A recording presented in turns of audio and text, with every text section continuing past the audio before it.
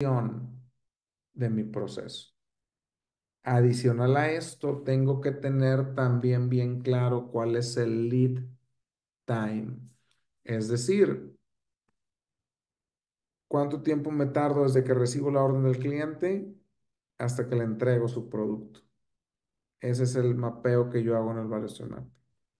La semana pasada incluso me tocó ir a Savannah, Georgia, a una planta de transformadores. Muy interesante, yo no sabía que cada transformador se tardaba cerca de 60 días y también que pues cuestan casi $5 millones un transformador. Entonces está muy interesante el proceso y una de las cosas que le dieron mucho valor agregado fue caminar el proceso.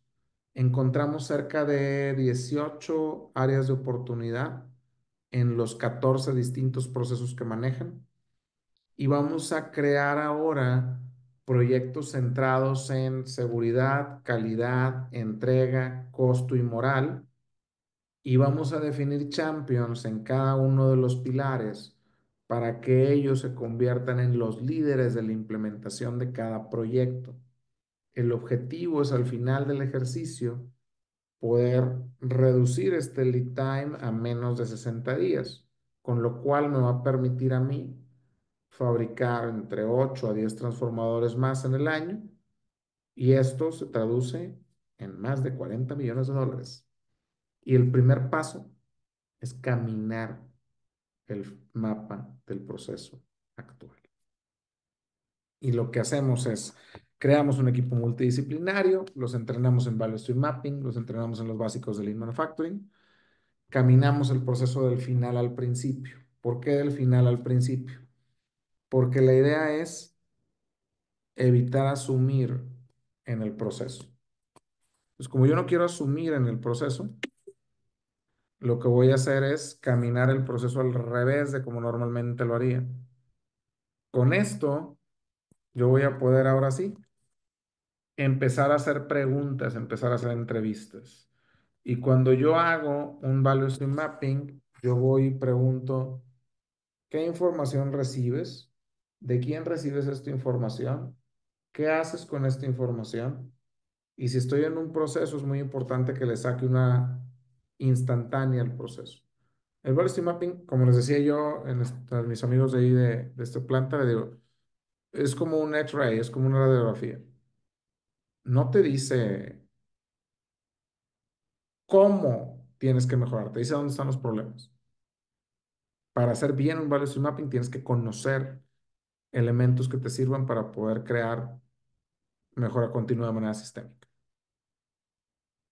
Entonces es muy importante que nosotros, al hacer un value stream mapping, involucremos a los dueños del proceso. Le preguntemos a los operadores. Saquemos realmente una radiografía. En este ejemplo que te estoy poniendo por aquí, en la parte superior ves el flujo de proceso y en la parte inferior ves el flujo de información. ¿Ok? Incluso gracias a esto puedo conocer el lead time de mi proceso. El lead time es la suma de valor agregado y de no valor agregado. Y uno de los primeros pasos al hacer un value stream mapping es primero tienes que conocer el takt time. El takt time, que es el elemento primigenio dentro del trabajo estándar, es el resultado de dividir el tiempo disponible diario entre la demanda diaria. Y con esto vas a tener ahora sí tu takt time. Y tu takt time no es otra cosa más que cuántos segundos tienes para poder sacar una pieza. Si alguno de tus procesos está por encima del takt time, vamos a acabar teniendo inventarios excesivos. Lo podemos nivelar a través de un Kanban y un supermercado. Si tus procesos tienen tiempos de ciclo similares y son inferiores al takt time, hay que ver la posibilidad de unificarlos para eliminar el tener inventarios entre procesos. En otra planta para las que trabajé, uno de los proyectos que salieron derivados de el Value Stream Mapping fue que unificamos el proceso de láser para los botones, que el láser era donde les hacen las figuritas y todo esto, los botones de la consola del clima, de la consola, que algunos son del clima y otros son de otra cosa. Bueno, eso se unificó y se puso dentro de la línea de ensamble. Y realmente un área que teníamos separada se unificó dentro de esto.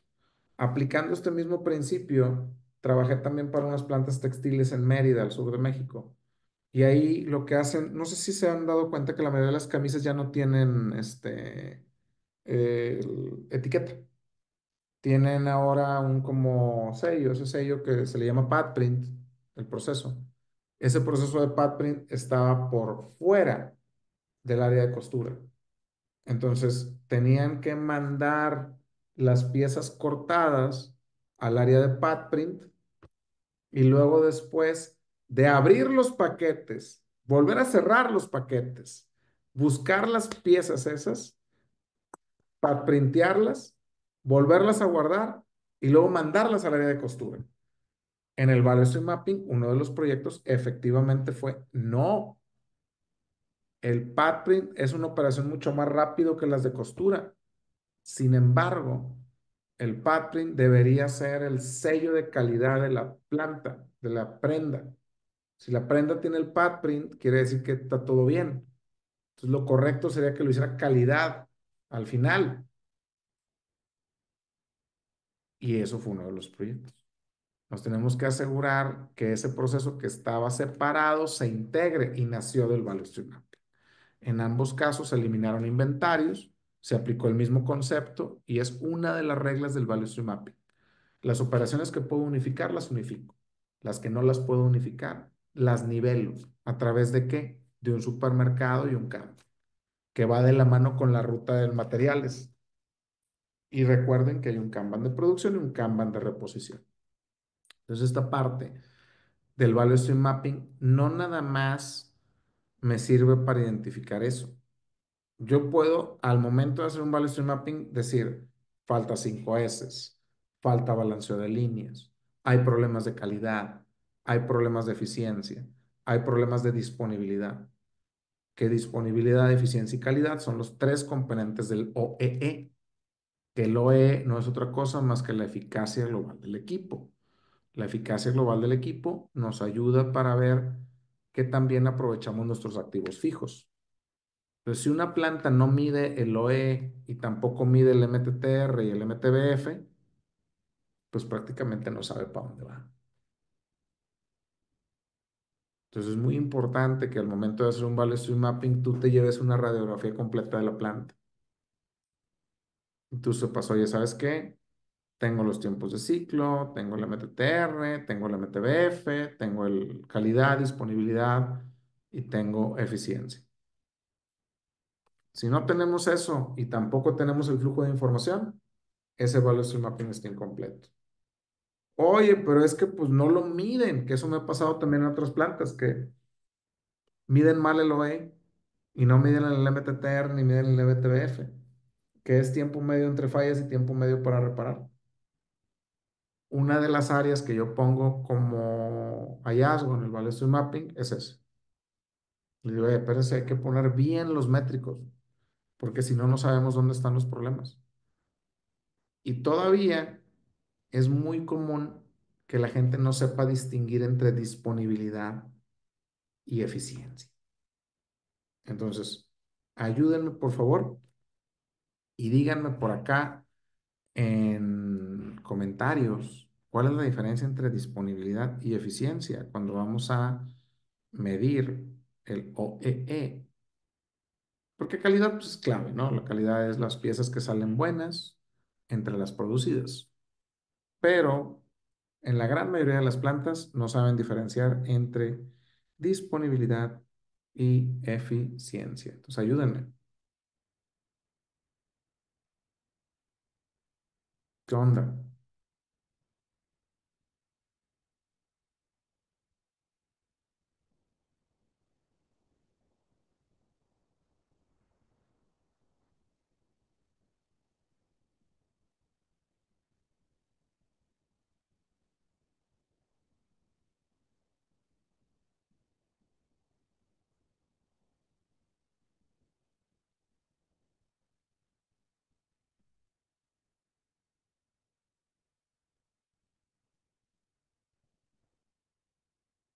Bueno, les platico. Miren, la disponibilidad es el resultado de dividir el tiempo que realmente se trabajó entre el tiempo que estaba programado para trabajar. Súper importante. Disponibilidad tiene que ver con tiempos. No juegan nada de las piezas.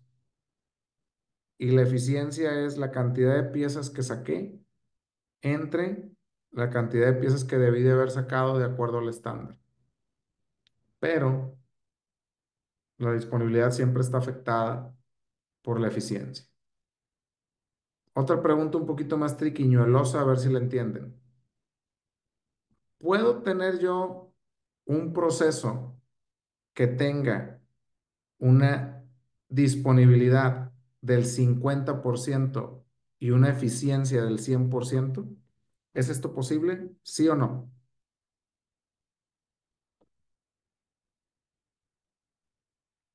Otra vez la pregunta. ¿Puedo tener un proceso que tenga una eficiencia del 100% y una disponibilidad del 50%?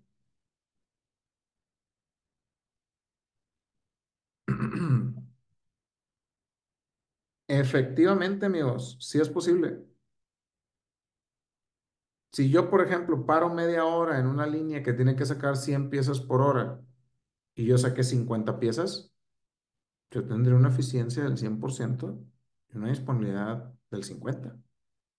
No puedo penalizar dos veces. La disponibilidad no tiene nada que ver con la eficiencia. Disponibilidad, tiempo. Eficiencia, piezas. Así de sencillo. La mayoría de las plantas se equivocan y confunden ambos conceptos. Entonces te decía, regresando al Value Stream Mapping, nosotros vamos a tener el mapa del estado actual y el mapa del estado futuro. Y cuando hablamos del mapa del estado actual, tenemos que contestar cómo estamos hoy. Y tenemos que convertir los inventarios en días de inventario. ¿Cómo hago esto? Muy fácil. Cuento la cantidad de piezas que hay y las divido entre mi demanda diaria. Con esto voy a tener los días de inventario en cada uno de los inventarios. Estos días de inventario se suman como tiempo de no valor agregado y se van a sumar a los tiempos de ciclo que van a ser el tiempo de valor agregado. Con esto voy a tener ahora sí el mapa del estado actual, a través del cual voy a saber cómo estamos ahorita y cuál es mi lead time actual. Una de las preguntas que yo normalmente hago para saber qué tan bien o qué tan mal va una planta en temas de mejora continua, primera pregunta, ¿un operador es capaz o no es capaz de poder parar una máquina? Oye, es que sí es capaz. ¿Qué tan seguido pasa? No, nunca pasa. Entonces no es capaz. Entonces no es capaz. Así de sencillo. Segunda pregunta que normalmente hago para saber qué tan bien vamos o no. ¿Cuánto han reducido el lead time en el último año? Oye, es que no hemos reducido nada el lead time en el último año. Pues no están haciendo ningún esfuerzo. El Value Stream Mapping me ayuda para poder enfocar los esfuerzos de mejora continua hacia donde realmente le van a dar valor agregado. Si yo no lo tengo así, estoy equivocado. Entonces, por eso te decía, el mapa del estado actual tiene que traer eso, el flujo de información, los días de inventario, tiempo de valor agregado, tiempo de no valor agregado, flujo de proceso. Y en el mapa del estado futuro, ya es donde voy a poder ver cómo queremos estar, cómo vamos a estar. Muy bien. ¿Qué hacemos para preparar el Value Stream Map? Primero la parte de preparación, donde voy a tener tanto, les decía, el equipo de trabajo, voy a preparar las entrevistas, voy a definir cuál es el estado actual, voy a caminar el proceso para poder hacer las preguntas correspondientes y voy a tener al final, ahora sí, completito el mapa del estado actual. Entre el mapa del estado actual y el mapa del estado futuro hay algo llamado relámpagos Kaizen o Kaizen Boards. Estos relámpagos Kaizen o Kaizen Boards son las áreas de oportunidad que encuentro y pueden ser áreas de oportunidad de lo que sea, ¿vale? Por otro lado, tengo que ir preparando el estado futuro y en el estado futuro es donde digo cómo va a quedar mi línea. Tengo que crear por acá un plan de acción y tengo que definir cómo va a quedar la ejecución de dicho plan de acción. ¿Cuánto me voy a tardar? Algo que normalmente me pasa cuando hago este ejercicio en las plantas es que les digo, ustedes tienen que crear este value stream mapping de preferencia fuera de software. Le digo, háganlo con post-its, háganlo caminando el proceso, háganlo en la vida real. ¿Para qué? Para que tengan bien claro dónde están las áreas de oportunidad. Una vez que veamos esas partes, la gente participó al hacerlo y es más fácil que se sientan identificados y con el compromiso de hacer los proyectos. Un velocity mapping normalito de una planta te entrega no menos de 10 proyectos de mejora. Y si los hacemos bien, podemos optimizar procesos muchísimo, podemos mejorar muchísimo la planta. Y antes de que me lo preguntes, una de las partes para seleccionar es qué impacto va a tener dicho proyecto. Incluso es muy común que la mayoría de la gente haga una matriz de impacto y esfuerzo. Entonces pone un listado de todos los proyectos y los califica por impacto y por esfuerzo. Y el impacto le pone 1, 3 y 5 y esfuerzo pone 1, 3 y 5. ¿Qué es impacto de uno? Pues un proyecto que va a tener un impacto poco significativo en el proceso y que probablemente al cabo de un tiempo va a entregarme el mismo resultado. ¿Qué es un impacto de 3? Va a tener un impacto medio en el proceso y este impacto medio pues puede generar algún cambio, pero no tan significativo. Y un impacto de 5 es un proyecto que realmente tendría un impacto significativo en la calidad de vida y de la experiencia del usuario de mi planta. Eso es en cuanto a impacto. Y en cuanto a esfuerzo, un uno es que requiere algo de tiempo, poco. Un 3 es que requiere tiempo considerable. Y un 5 es que requiere tiempo muy considerable para poderlo llevar a cabo. Incluso en el tema de impacto y esfuerzo, no nada más se considera tiempo, sobre todo en la parte de esfuerzo, sino también recursos. Si requiere poquitos recursos, muchos, tal, tal, tal. Me pregunta Jocelyn, ¿un mapa de valores para una planta por proceso en caso de que sean productos diferentes? Es por cadena de valor. Y una cadena de valor es números de parte que comparten los mismos procesos. Mi consejo siempre es agarra la cadena de valor que sea más complicada y en esa es el mapa. Muy bien. Ya tengo esto, tengo el plan de acción y si te fijas, aquí podemos ver cómo se ve con Kaizen Boards. Lo estoy haciendo en el software de Minitab Workspace. Lo ideal es que no lo hagas en software, sino más bien que trabaje la gente. Vemos embarque diario, Kanban de programación, optimizar eficiencia, tema de SME, tal, tal, tal. Ahí va. Entonces, un Value Stream Mapping es un ejercicio que le da un montón de valor agregado porque voy a tener una radiografía de mi proceso en tiempo real y me va a permitir encontrar áreas de oportunidad donde voy a poder definir en qué momento, quiénes, qué impacto y qué esfuerzo se requieren para realizar los proyectos de mejora. El Value Stream Mapping me ayuda para reducir mi lead time y mejorar mi proceso en general. Es uno de los elementos que tenemos que aprender a hacer si queremos realmente mejorar como planta. Me preguntan cómo se llama el software. Minitab Workspace. Es el primo del Minitab de estadística. Está interesante, está fácil de usar. Y una de las cosas que más me gustan es que en tiempo real me permite, si yo muevo los procesos, me da incluso por ahí el cambio en el lead time en tiempo real. Para mí es muy importante hacerlo porque cuando voy con una planta a hacer este ejercicio, este tipo de ejercicio, pues a veces hay cosas que mapeamos y luego tenemos que corregir. Si lo hiciera en Excel es muy complicado mover las cosas y el lead time. Cuando luego aquí, el lead time se mueve de inmediato. Eso me ayuda. Muy bien. Es esta parte. Ahora, una vez que platicamos acerca de Evaluation Mapping, que por cierto, igual y si alguien tiene alguna duda de Evaluation Mapping, cuénteme, ¿quiénes han participado haciendo un Evaluation Mapping y qué experiencia tienen? Les dejo 2 minutos para que me contesten antes de ir a las conclusiones del Evaluation Mapping. ¿Has participado en un Evaluation Mapping? ¿Cómo te fue? ¿Qué aprendiste? ¿O tienes alguna duda del Evaluation Mapping? Te leo en comentarios.